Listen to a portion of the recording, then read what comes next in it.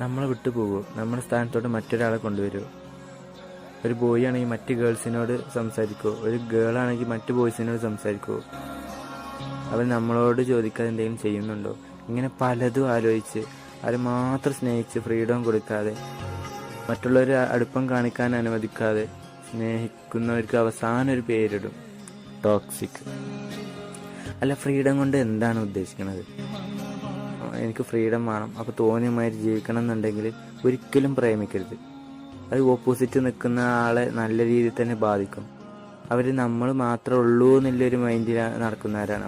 എന്നിട്ട് അവസാനം അവൾ പോയിട്ട് ഇവൻ വന്ന് പറയും, എടാ ഞാൻ അവൾ പറയുന്ന എല്ലാതും ചെയ്തു കൊടുത്തിട്ടുണ്ട്, അവൾക്ക് എല്ലാ ഫ്രീഡവും ഞാൻ കൊടുത്തിട്ടുണ്ട്. ഈ കൂടുതൽ തേപ്പിനുള്ള കാരണം എന്ന് പറയാം ഫ്രീഡത്തോടെ അയച്ചു വിടുന്നതാണ്.